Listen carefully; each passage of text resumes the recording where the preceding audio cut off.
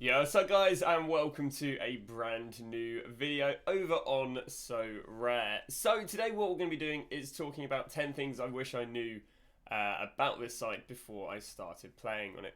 Now, it's a very cliche title, but I'll be honest, I started playing last week, and there's a lot of things that I wish I knew going into this, and even cost me money, that, hopefully I can make a video and educate anyone who wants to start and play the game.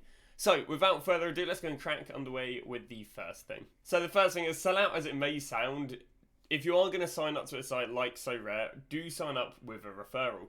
Now, this isn't because I'm here trying to get you into a Ponzi scheme or a pyramid scheme or whatever, but when you buy 5 players from the market, which is literally my initial way of trading, you get yourself a free tradable card.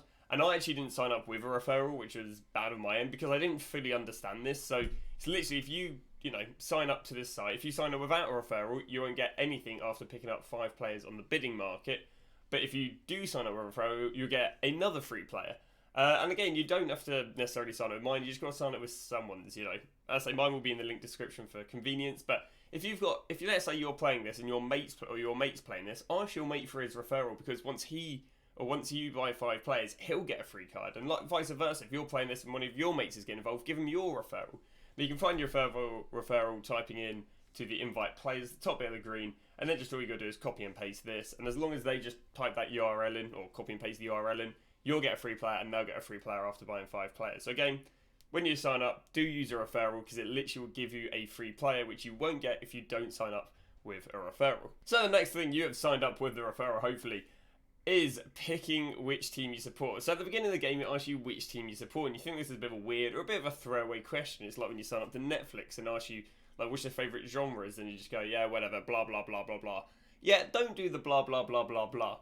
I very much did the blah, blah, blah, blah, blah, and I went and picked Royal Union Saint Ghislaine or whatever. Now, I'll be honest, this actually isn't the worst team in the world to pick, because obviously they're a very well-performing team in their league, but it's not the team you want to be picking. So, at the beginning of the game, whatever team you say you follow is going to give you a bunch of players from that team. A bunch of untradeable players, a bunch of common untradeable players. So, you basically want to pick as good teams as possible. Most importantly, teams with the best performing goalkeepers as possible. Now, the reason for this is actually down the line, you can use one of these common players in the rare, I guess, showdown or team of 5. You can use one common player. Goalkeepers are disgustingly expensive on this site, so as a result of them being disgustingly expensive, if you can get a really good common goalkeeper, well, then you'll be able to use that down the line. So the teams with the best common goalkeepers, we're looking at PSG. They got Donnarumma, and worst case scenario, you're going to get yourself a nice little Keylor Navas. We've then got ourselves Liverpool. Obviously, Liverpool coming in at Alisson, best performing goalkeeper in the Prem in terms of I guess stats or whatever. And then you got the last one, which is Bayern Munich. The reason Bayern Munich is decent, you got yourself obviously Manuel Neuer, very high scoring. But I think you got Ulreich and Nubel. I think Nubel more is like a young up and coming goalkeeper, and obviously he's quite useful because if he becomes good down the line, or he can be used in some of the under 23 lineup. So first thing, sign up with a referral. Second thing, pick either Liverpool, PSG, or Bayern Munich. Again, you don't really have to follow those teams, it will just give you good starting players. So the next thing is talking about the actual SO5. So how a game works is you buy your players for real life money, and then you go and put these players into a fantasy league, basically. And the fantasy league scores the players depending how well they perform, like assists, contribution, possession won, successful passes, your normal sort of football stats. And this is basically the leagues. The leagues are split up into multiple different ones. You've got common. This one is the one you'll be able to use your common players for. But so there's 100,000 people entering. There's 3 prizes. It's pretty naff. You then got limited. These are your players where there's 1 of 1,000. These teams are going to set you about 300 to 400 euros just to enter them. You then got rare, which is more expensive, super rare, unique, and mix. This is where you're going to be putting your common players you get at the beginning. And as I said, the common you can't really, and the problem with this game is it's not really free to play. A lot of YouTuber streams like, there's a free to play. The free to play, you're never going to make any money off of it. It's nice to understand the core mechanics of the site, and it's nice to, I guess, have a bit of fun if you want to have fun. But as I say, you're entering a tournament with nearly 100,000 people. This will be 100,000 people in the next hour. and there are, if I can just move the screen over a little bit, there are 3 prizes. 3 prizes amongst 100,000 people. Yes, there's these prizes, but these are uncommon. Uncommon aren't tradable. This is tradable. So it's 3 tradable prizes for 100,000 players, which is why this game isn't free to play. In reality, it's not free to play because you are not going to be able to partake in or win anything or do any movement with it being free to pay. So now what we're going to do is going to move underway with actually depositing money. So that was a bit of a weird one, but we're going to talk about depositing money. Now you would imagine this is just very straightforward, but it's actually a bit of a weird one. Now when I was researching playing this game, lots and lots of people were bringing up, do not deposit money under Wallet Connect, Coinbase, Portis, Upara. If you want to deposit money, you want to go under Ramp and MoonPay. Now the reason for this is because these have higher gas fees. It's basically what those are is the fees set on cryptocurrency, because when people mine it, they're using powerful technology and so on, and that's bad for the environment and the planet and so on. So they basically fee you. But I believe there's higher fees from transferring Ethereum from these wallets to the site than this, because it's just straight from your bank to the site rather than transferring out of one wallet. I believe it charges you for that, and then into this one, it charges you for that. So if you do want to deposit money, you are going for either MoonPay or Ramp. Ramp, as I say, is what I used. Very, very simple. Did have a verification process, which took like 1 minute. Just, I had to take a photo of my driving license and just verify. I don't know, that was it. It was a very, very simple process. And then within like an hour or two, it just verified and the money was deposited on the site. So heading back underway of here, and this is the thing that will probably be a little bit gutting for a lot of people. As I said, the free-to-play is a bit naff. There's 100,000 people entering. There's 3 prizes. You're not really going to, move much from that. Now, if you actually do want to play the prizes where or playing the competitions where there's 3,600 people entering and 78 prizes, there's 767 people entering and 42 prizes. If you want to go and play in these tournaments, to actually set up a team that would have a chance of, being one of the, what would this be, the top 5% to get a reward, you are generally having to set back about £300, or 300 euros as such, sorry. So, I'd say it's pretty expensive, I'll be honest, because it's 300 euros to build a team that can play in that in this tournament. Now, the nice thing is, you buy that team for 300 euros, you can use them this week, you can use them next week, you can use them the following week, and as long as they're not injured or, out of the squad or for whatever reasons, that team you'll be able to use week after week after week after week. So yes, you are putting 300 on, but in theory, if you're getting rewarded, you're going to slowly start accumulating money that pays back for your initial 300 and so on. In fact, what I'll do right now is I will go and find a team that placed in the top 42 from last week, so you guys get a bit of an idea for how much these squads are costing. So here's someone who's going to finish 231st in the tournament limited AllStar. His team was this right here. It was Emmanuel Agbado. This guy actually scored 100 and got the majority of his points, and it was only a 33 euro player. We then got Marlos Moreno. He went and cost himself 18 euros. We then have got Arnold Boydat. Now, I'll be honest with you, this is what this is where the money is really, goalkeepers, because in reality, you got to think how many defenders start for each team. 3 to 5, let's say. How many midfielders start for each team? Probably about 3 to 6. How many forwards start for each team? Probably about 2 to 3. How many goalkeepers start for each team? 1. And as there's literally only 1 goalkeeper per team, that means in each league there's only probably about 15, 16 goalkeepers that are playing each week. If you think about defenders, there's probably about 50, 60, 70 maybe defenders, probably even more than that, defenders that start each week. And because there is only 1 goalkeeper for every 4 or 5 defenders, the price is about 4 or 5 times the price of defenders. Is this guy's defender? He is his forward. Where's his defender? Midfielder, defender. So his defender right here, as you can see, is about 20. I mean, he's about 10 times. But basically, it's scarcity. Low supply, high demand sort of thing. So, yeah, back on the way of this guy's team. So his forward, his defender, is 33 euros. His forward was 18 euros. His goalkeeper was 223 euros. His midfielder was 56 euros. And his, what we can presume is sub, was a 20 euro player. As a result, his team comes in at about 350 euros. So it ends up being about 320 quid, or like, I think $500 as such. So you can see that, I say, there will be teams way cheaper. I just picked a random player somewhere down the line, to show you sort of the price that these guys' teams are costing. So this guy's team costs €350. Now we can also see what reward he got. He actually only got rewarded with this player right here, which is €23. So obviously, I don't know if you're a bit miffed if you spend €350. You're then the top 3-4% of teams, and then you only get a player worth €24. But in reality, he's getting back about, not wrong, about no, so he's getting back about 7-8% of the value of his team. So it's like you investing €350 and you're getting €24 back as a reward. But you can obviously go and use that team next week, and the following week, and the following week, and the following week, and eventually, hopefully, you'll get more back in rewards than you paid for your team. Even so, if you could go and sell your team and you've got all this reward money, you're in the quote unquote profit as such. So yeah, that is basically how teams work, and that's the sort of prices you're looking at. You're generally looking at about €300 to €500 just to play in the game. Now, trading's a little bit different. As I say, I loaded up £1,000 for trading, but I know there's people out there who've done trading with €100, €200, €300. You don't need as much money to, you don't need to put as much money in the site to trade. It really is a case of, though, the more money you put in, the easier it is to trade. Because the more money you put in, the more players you can afford, the more players that are sitting around, the more chance you get a bite on someone buying the card or giving you an offer for the player. Oh, you may have seen me use a site a second ago, and that is SoRare Data. This site is absolutely amazing. Again, if you come from FIFA, this is the footbin of SoRare. You think how hopeless you'd be without footbin. It is kind of the exact same with this. I mean, SoRare does a little bit in terms of data side on their site, but nowhere near as well as SoRare Data. And this thing is absolutely amazing.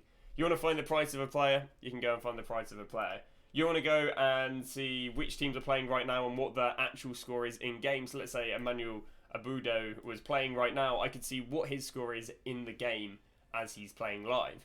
If you want to go and make a starting 11, they'll tell you who's playing, who they're playing against, what are the percentage chances of them are winning. This site is absolutely amazing. And it is, as I say, called SoRare Data.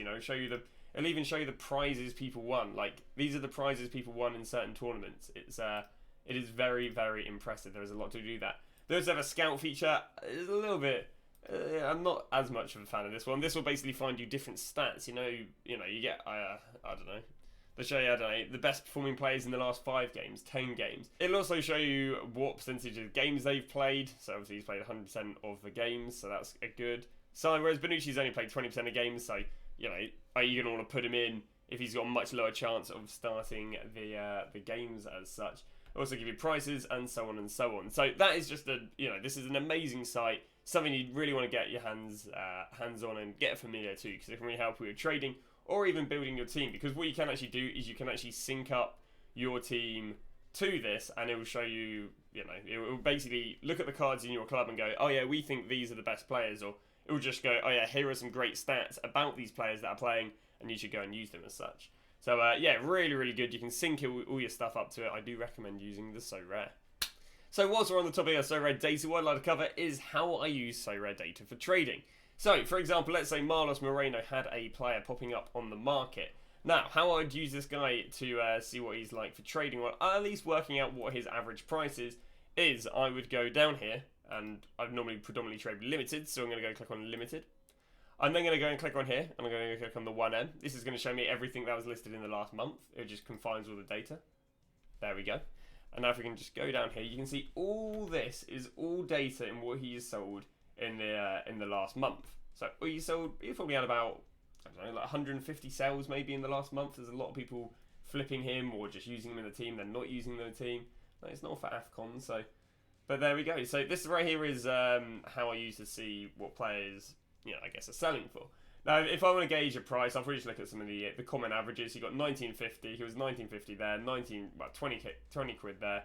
I would probably go off the presumption that he's about 1950 to 20. If I'm to get on a deal, I'd try and get maybe 1750 to 18.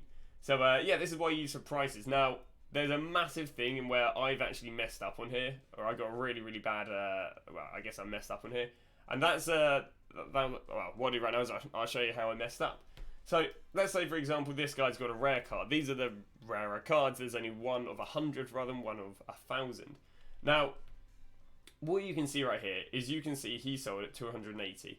He sold at 274. He sold at 253. He sold at 240. Sold at 258. He sold at 323. Sorry. he sold at 338. Now you'll see that there is massive gaps in the data. We've got from the 13th to the 24th, this 24th, there's just not much data. And as a result, you don't really know what's going on there during this little gap. Well, you actually can find out what was going on in this little gap right here. And this is something I didn't do with a rare card, and actually ended up losing 30 quid. You know, I don't enjoy losing 30 quid as much as the next man, I will tell you that for free. But what I didn't know is this right here, show expired listings. This may look just like a useless thing to click on. But if you show this right here, it will show you when someone tried to list a card, but they couldn't actually sell the card. So maybe, for example, if I saw that he sold at 338 euros, but then I worked out that actually someone tried listing him at 338 euros and they didn't buy it, I now know that, okay, I probably don't want to buy him going off the presumption I can sell him for 338 euros, because he's obviously tried to sell him there and he hasn't sold on. It's likewise, maybe if we go back here, and he was 306, and let's say I'm this guy here looking to buy him, and he's 306. If I didn't look at this data, I'd go, yeah, he comfortably goes at 306. If I go and click on this, I can see, well, actually, he didn't sell at 287. He didn't sell at 285. He didn't sell at 273. He didn't sell at 273. So, no, actually, in reality, he's not 306 because there's loads of times people try and list him for cheap and they're not even selling him. So I'll maybe go, well, if he's not even selling for 273, maybe I go like 250. And I'll be honest, that's kind of what this person's done. They managed to get a nice little snipe flip on him. No, they've kept him in their club. But yeah, that's the sort of thing you want to do. That's a massive thing in a game where I lost like 30 quid. It's one of the biggest, I guess, learning curves, and you know, the most I've learned from mistakes. So that's why I'm passing on to you guys, because I don't want you losing money on this, and that's one of the ways how you can look at expired cards. So the next one is gonna be the major trends that a lot of people cop on. So there are a few major trends that people will cop on in terms of investments, and these are more long-term investments. We're looking at injured players. Obviously, if a player is injured, so let's go and grab ourselves Chiesa. She's ambitious to think I can spell his name right first time. Chiesa, Juventus. It's a weird looking Chiesa. There we go. So if we go look at Chiesa right now, and we go look at his 1 month data under limited, we can see that there's a bit of error code, and it's you know, just absolutely just flopped in price. And anyone who follows football will know that poor Chiesa. I think he injured his ACL. I don't know if he snapped his ACL or pulled it or whatever, but he's basically out for about 6-7 months, and potentially won't even recover for the World Cup, which obviously sucks for a young guy like him. But you can see that obviously this is a fantasy football site, so if you're playing well, you're getting good scores. And I tell you what, Chiesa was getting good scores. You know, there's a lot of very, very high scores here, very, very consistent hitter. But what good is a consistent hitter for you if he's going to have done his ACL and he's not going to be getting you any scores because he's injured? So what happens is he goes from 318, because he's such an amazing player, bringing in such great scores, it goes down there to 170, because you're going to struggle bringing in good scores if you're, you know, injured. Now, he actually came back, I think it was like 3 weeks ago, and played against Roma. So he actually this is already demonstrating injured, came back from injury. That's a 40 euro rise. Very, very nice.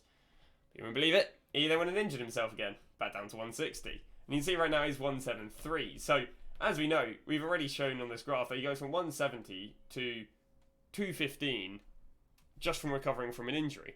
So you can see there's a really good rise, but he's back down again. So if you wanted to play the long term, especially as we know how crucial and how useful this guy is for the what's it called?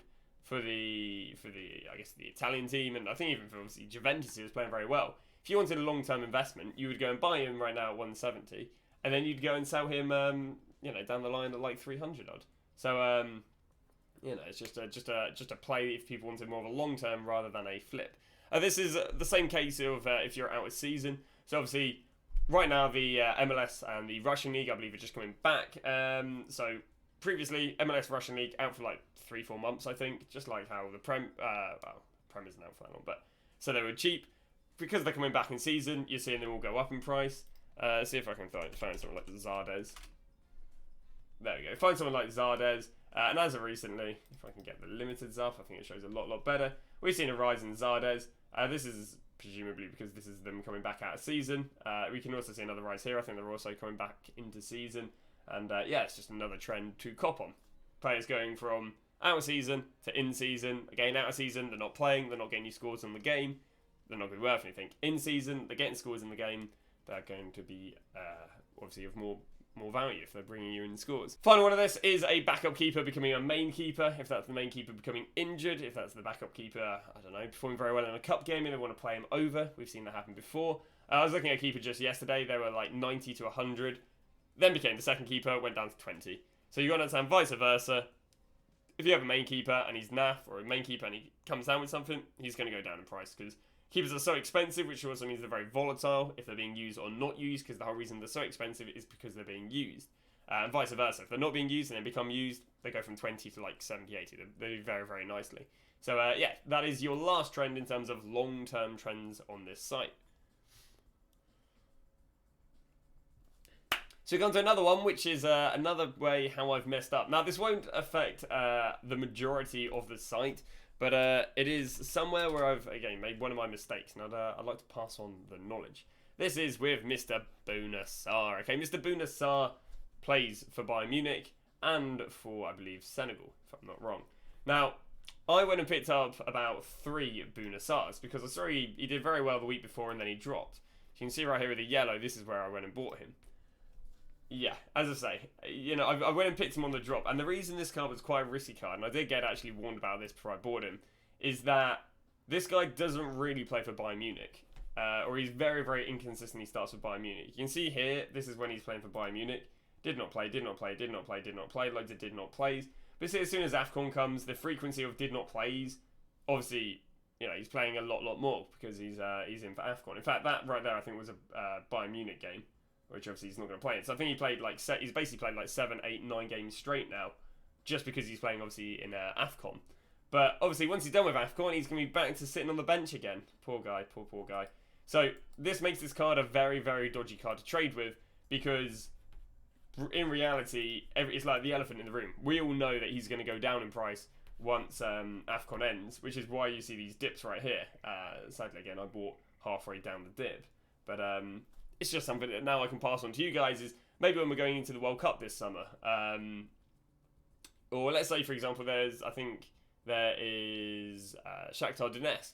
And they're being used in the Champions League. Once they're out of the Champions League, they have no use in this game because they don't cover the Ukrainian league. So there's just a few things to keep in. If players are only being useful for tournaments, do be very, very careful of getting out before the team is either expected to get knocked out, or in reality, it's a lot of selling the hype. If I'm not wrong, this would have been the hype for him. So you'd always want to sell in the hype, because if you're not selling in the hype, then you're buying in the drop, and you know you're going to make a mistake like I did with Sarr. So another thing, international competitions, just be very careful about them, especially if you're trading with players that have a lot more utility due to the international competition, or a lot less utility due to the international competition. So, you know, let's say they go from being a main player from a minor league and sitting on the bench for a few weeks, they're going to lower in price. And vice versa. If they sit on the bench like Bouna Sarr, and then main player, just know he's going to go back down again after the competition. So the penultimate thing we're going to be covering is how I do day trading on this site. Now I do have a whole video for this, but I'll give a quick little rundown for you guys who are interested. This is basically how I buy players and flip them within 48 hours. Basically, I'll go and set the price from 0 to 20 euros. So you get this via going on the market and then the new card auction. I then will go and scroll to the second page because I have no interest in being on these players, because basically the bidding increments are quite large on this. So this bid right here is €4.60. The next cheapest you could even bid if you wanted to is €5.12. So you want to be the guy setting the price, not the guy kind of following up the price, which is why you go and bid on stuff 20 minutes and later, because then you're the one setting the price rather than, you know, following up the price. I would then, let's say, we're going to pick this guy right here, Ibrahim Sek. So we're going to head over to, believe it or not, good old SoRare data, and we're going to go and type in Ibrahim, have I remembered his name correctly? I think we've done a pretty good job. Ibrahim Sek, there we go. And what I'm going to do is I'm going to go look at the limited, and I'm going to go look at the monthly data, and we're going to see that he's been absolutely, there's a cluster of him for €4.50. So we're going to go off the presumption that we can sell him for €4.50. So what we do is we take about €1 off. If it's €5 or €10 or below, getting €1 cheaper is good. €15 or below, €1.50. €20. Basically, you want to get, I guess, 10% cheaper than what the normal market going rate is. So try and bid on him for €3.50 because he goes for €4.50. And then what I would go and do is I'd go and see, are there any on the market that are €4.50? Because if there's some on the market for €4.50, offering them €3.50 isn't bad. Oh yeah, that's another thing. I'm going to say, don't be afraid to do trade offers. Right now, arguably, you don't want to be trade offering someone €3 for a card worth €20. But when I first got on it, I felt like I was being a bit of a nuisance with trade offers. You know, I didn't want to like harass people or whatever. Trust me, the majority of cards I win are on trade offers. So what I'll normally do is I will go and make sure these are all different users, and I'll go and literally load up two, and then I'll go, if it wants to load up, can load up, there we go. I'll go make offer, and I'll just go €3.50 on that one, and then I'll go to the next one, make offer, €3.50 on that one. When you do make an offer, the cards are locked, the coins are, or the money is locked in to the card, and you won't be able to use those coins for bidding, or money for bidding, unless you go and cancel the offer. But yeah, that's just how I trade on the site. And we'll move on to the final point. We can just do this one with fluid motion. Is that cards or players do not sell on fast. Okay, again, we're not talking a FIFA market as in there's someone right there ready to buy the card as soon as you list it. I have cards that I've been listing for 4 or 5 days. The majority of cards I will sell between 24 to 48 hours, so it's not that bad. But you got to say it's a little more stock market-esque than FIFA transfer market-esque in terms of, again, you're not going to sell your players instantly. You've got to be patient, but you know, patient is a virtue. So you know, you make more money if you wait for the right deal to come around or the right person to go and buy the player. But as I say, I've had players that I've been listing for a few days, and this is really where it comes in. The more money you load up, the more players you have selling on, and the more fluid you can be getting offers and buying and selling players. But obviously, do stay very safe with putting money on. The last thing I want you guys to do is you're really enjoying it, you put more money on. It always gets to almost like a gambling sort of thing where you just want to put more money. Because you got to understand there is a risk of the site going down, there's a risk of Ethereum crashing, there's a risk of the player you're buying is injured and therefore you go and buy someone for 50 and they're down to 10. You've got to understand the risks, which is why I'm a bit hesitant of, I never really want kids going on it or kids thinking this is like FIFA because, when you're a bit older you probably understand that, this is real life money you're working with here. You're not faffing around with made up FIFA coins or whatever. So, there's a bit more responsibility to take as such. But that is going to wrap it up for the 10 things I wish I knew, or 10 things I feel like beginners should know before they play. Again, any questions, drop them down below. Do stream about 10 hours a day, so you can go and ask me on Twitch any questions you have regarding this. But thank you very much for watching, and I'll see you guys tomorrow with another video on SoRare.